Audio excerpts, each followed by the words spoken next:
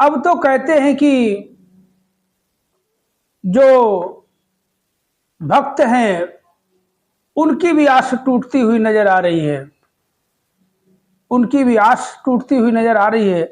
अब वो भी सही से जवाब नहीं दे पा रहे हैं।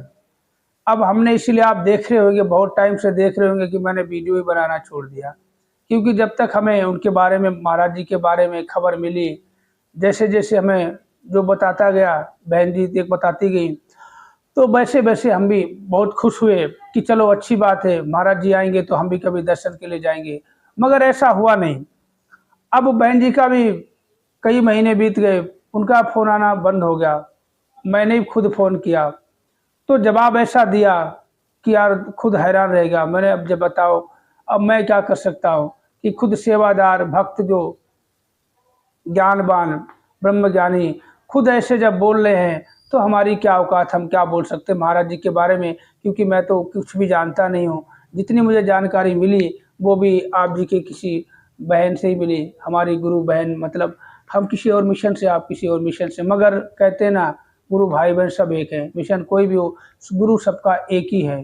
चाहे किसी भी रूप में हो, आपके महाराज जी के रूप में, हमारे माता जी के रूप में, किसी भी मिशन से सदगुरु सदगुरु होता है, सदगुरु ब्रह्म होता है, और ब्रह्म पूरी दुनिया का मालिक होता है। इसलिए हम ये नहीं कह सकते आपका गुरु मेरा गुरु। तो पूछने पे हमें, कहते ना, कोई जवाब ऐसा नहीं मिला जिससे हमें खुशी मिले।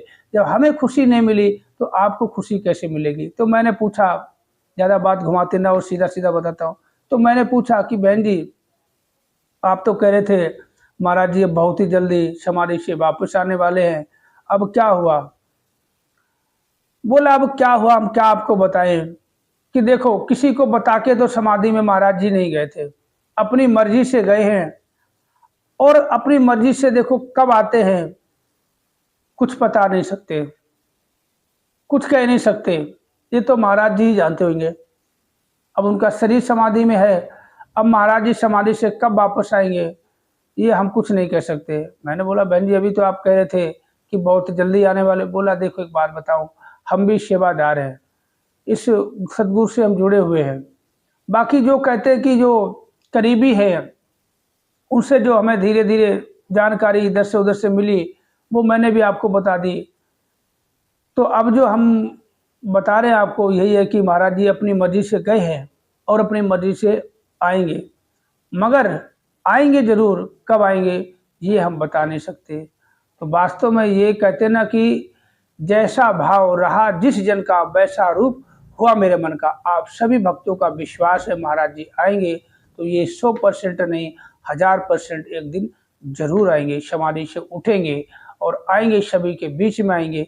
तो कहते हैं ना, ये दुनिया, ये देश नहीं, दुनिया में एक ऐसा इतिहास बन जाएगा कि अब तक इतिहास में भी हमने ऐसा नहीं पढ़ा है कि रामचंद्र जी ने अपने सरयू नदी में अपने आप को वो समर्पण किया था, आत्मदाह किया था, वापस लौटे नहीं शरीर रूप में, मगर महाराज जी शरीर छोड़ के गए। अगर आ जाएंगे तो वास्तव में बता रहा हूँ, ये पूरी दुनिया का इतिहास एक नया इतिहास होगा। एक ऐसा होगा कि वास्तव में यही है ब्रह्म और दूसरा कोई नहीं, क्योंकि ब्रह्म ही है जो कभी भी शरीर छोड़ सकता है, कभी भी शरीर में प्रकट हो सकता है, क्योंकि ब्रह्म का जन्म नहीं होता। ये अजन्मा है, बेरंगा है, बेरूपा है, अकाट्य है, भेद अच्छेद अजर अमर अविनाशी है। तो इसका कोई मोल नहीं कर सकता। कि कहते गुरु का कोई आजकल, आज तक कोई गुरु की महिमा नहीं गा सका कि गुरु होता क्या है। गुरु की महिमा पूरी हमें पता होगी तभी तो गाएंगे, क्योंकि गुरु जो है ना, गुरु कोई शरीर नहीं होता, गुरु ज्ञान का नाम है, गुरु ब्रह्म है, पूरी दुनिया का मालिक है। तो जानकारी कैसी है, आप लोगों को सुनकर कैसा लगा?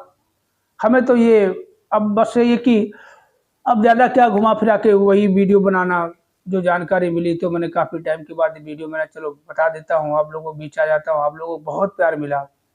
वास्तव में कहते हैं कि सत्संग करने वाले जो भी भाई बहन हैं, दिल के बहुत अच्छे होते हैं, कभी किसी को बुरा नहीं बोलते। आज तक आप लोगों के बीच से हमारे पास कोई गलत कमेंट नहीं आया, और हमें सब्सक्राइब भी किया, आप लोगों ने सपोर्ट किया, अच्छा लगता मुझे। तो इसीलिए मैं आप लोगों के बीच आता हूँ, वीडियो बनाता हूँ।